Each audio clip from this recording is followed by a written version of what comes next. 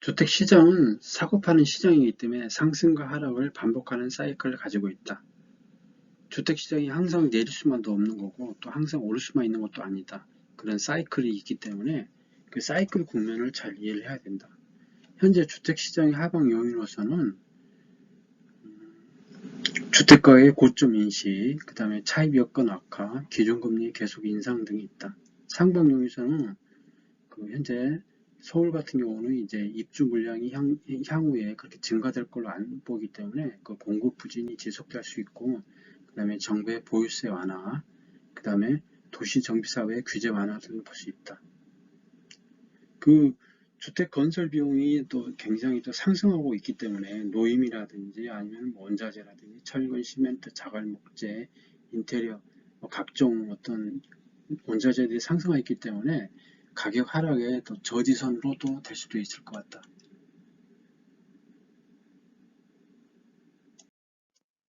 그러면 구체적으로 한번 보면은 주택 시장을 하방 요인으로서는 현재 가격이 이제 4년에서 5년 정도 주택이 계속 올랐기 때문에 주택 가격의 고점이라는 인식과 그 다음에 이제 그 주택을 매수할 때 어떤 자금이 부족하기 때문에 레버리지 효과로서 어떤 대출을 받아야 되는데 그 대출이 굉장히 어렵고 그 다음에 기준금리를 계속 인상을 해가지고 그 이자 부담이 가중되고 있기 때문에 그런 요인은 아파트 하방 요인이 되고 있고, 그다음에 상방 요인으로서는 아까 얘기한 것처럼 앞으로 향후에 이제 입주 물량이 서울에서는 굉장히 부진한 상태고, 그 다음에 이제 보유세 완화, 그 다음에 도시정비사업 규제 완화 등은 상방 요인으로 볼 수 있다.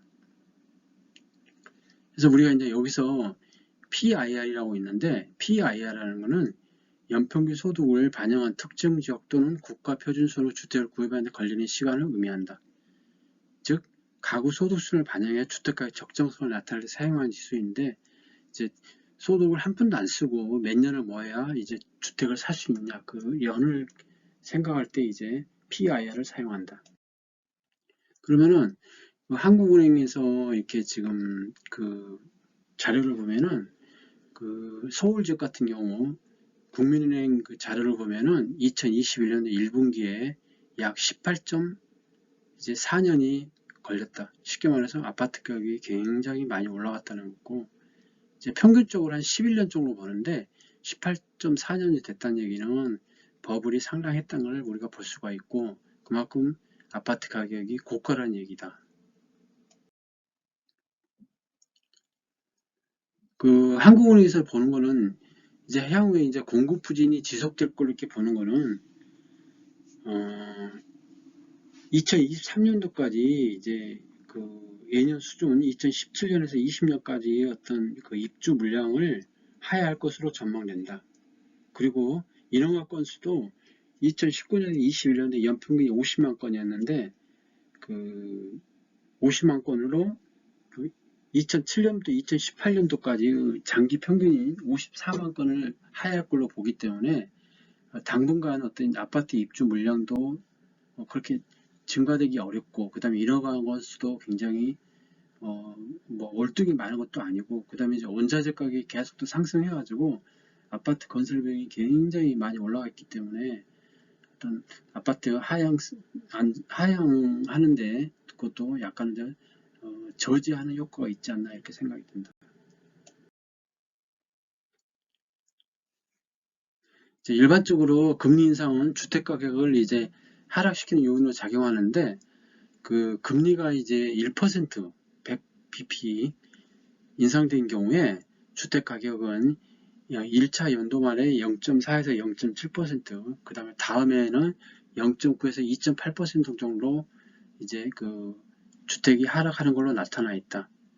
근데 지금 현재 그 기준금리를 계속 올려가지고 기준금리가 지금 그 한국이 지금 3% 됐는데 미국이 3.5%고 3.25%인데 이제 결국은 이제 뭐냐면 금리를 이제 1년도 안 돼가지고 급격하게 올렸다는 얘기는 아파트 가격 그 하락에 굉장히 큰 임팩트를 줬다는 걸로 이렇게 보면 될 것 같다. 그러면은 GDP 대비 가계대출 비율을 보면은 현재 우리나라가 굉장히 세계에서 이제 5번째 안에 들 정도로 굉장히 가계대출의 비율이 많은데 2021년도 이제 초에 보면은 83.5%였는데 최근에 보니까 거의 100% 가까이 될 정도로 가계대출 비율이 굉장히 많이 증가한 것이 가장 큰 문제로 지금 부각되고 있다. 그러면은 이제 금리 상승 충격에 대한 주택 가격의 반응을 보면은 이제 부채가 많은 경우고 부채가 적은 경우를 보면은 부채가 많은 경우에는 그 이자 부담을 견딜 수가 없기 때문에 금매라든지 어떤 그런 게 주택 매도에 대한 어떤 욕구가 강하기 때문에 가격이 굉장히 많이 빠지고 있고, 그 다음에 이제 변동금리와 고정금리를 봤을 때 변동금리를 채택하는 경우에 그 이제 아파트의 가격 하락이 더 큰 걸 알 수 있다. 그래서 한국은행에서 이제 보는 거는 이제 그 주택가 하락 정도는 지역별로 차별하는 걸 볼 수 있는데, 우측에 보면은 아무래도 이제 그 공급이 많았던 세종이라든지 그 다음에 또 뭐 대구라든지 인천이라든지 이런 데가 가격이 굉장히 많이 빠진 걸로 이렇게 볼 수 있다. 가격이 많이 올랐기 때문에 또 가격이 또 많이 빠진다고 볼 수가 있고 그렇다.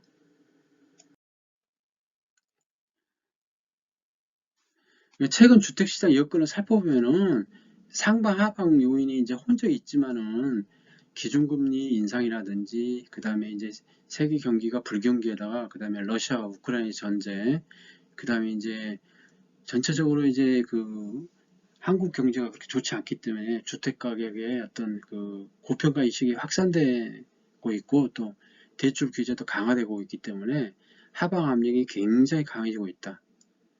그렇지만은 이제 그 시장 수급 여건이라든지 정부의 규제 완화라든지 정비와 활성화 등 그 주택 가격 하방 요인을 제한할 요인도 있는 것도 사실이다. 이제 금리와 주택 간의 관계에 대한 어떤 한국은행의 그 자료를 보면은 아까 얘기한 것처럼 주택이 이제 시중금리가 1% 인상했을 때 처음에 0.8에서 0.9% 정도 이제 하락하는 걸로 이렇게 나타나 있다.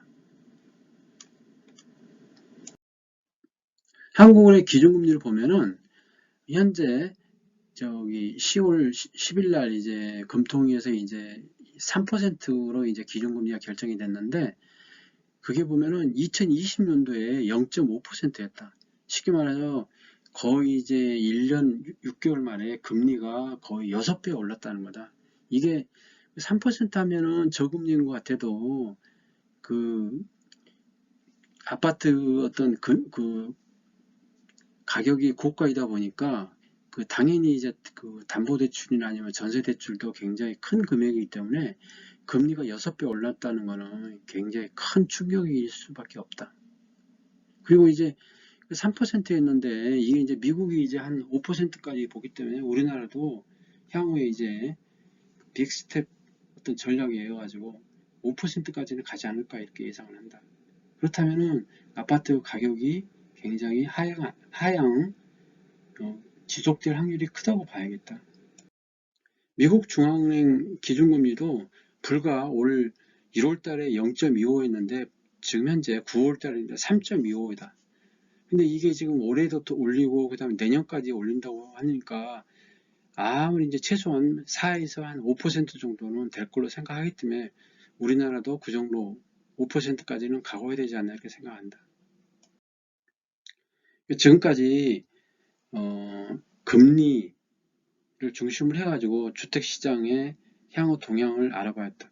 주택시장은 사이클이 있다. 오를 때가 있으면은 또 떨어지고 또 올라가고 이렇게 사이클이 있기 때문에 지금 국면은 이제 어떤 사이클 국면으로 봤을 때는 하락 국면이기 때문에 향후에 뭐 최소 뭐 2년에서 한 3년, 4년 정도는 가격이 하락할 걸로 보고 그 다음에 이제 가격이 이제 다시 상승 톤에 이뤘을 때는 또 가격이 또 상승이 있다고 생각한다.